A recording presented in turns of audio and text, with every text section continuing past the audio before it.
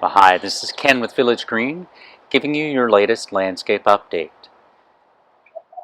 And I wanted to talk with you today about how to set plants in a landscape.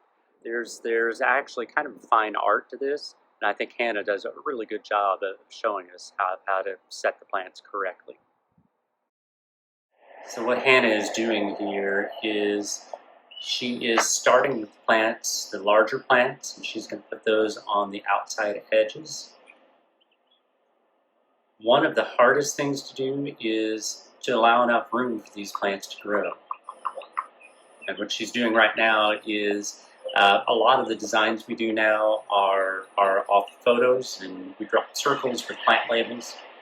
So she's looking at those plant labels and making sure that she's gotten everything at least close to where I had originally designed it. She'll start with that, and then as she goes on further, she'll go with her own design. But she'll start with mine first, and then tweak it as she goes along.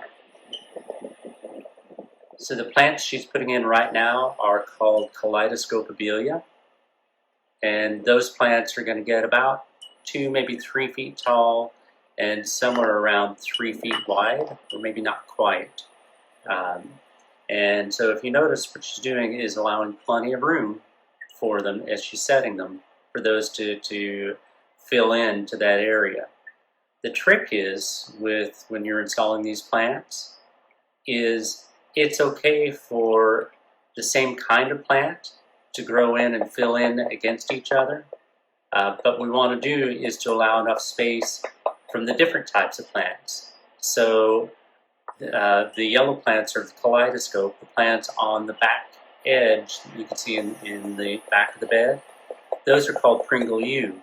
And so what we want to do is allow enough space that when each of these types of plants get big, bushy, and tall, they're not crowding into the other different type of plant. So the Pringle U, we want to have a gap between those and the kaleidoscopabelia.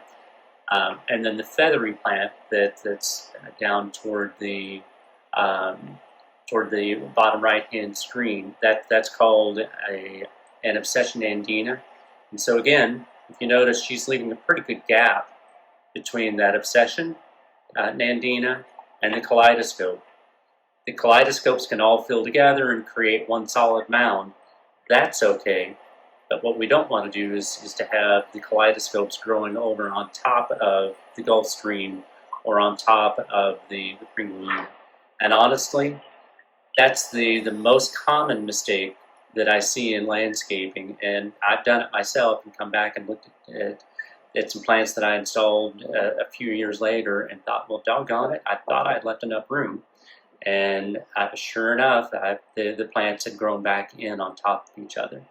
We use usually more moderate-sized plants as we get in toward the center of the house. And then we like to use taller plants that will frame the entrance. So that's what those Gulf Stream, or I'm sorry, the obsession andinas are that are on either side of the entrance. But now, usually what we'll do is, as we set these plants, we'll start at the left-hand side and work our way across and get the spacing down roughly.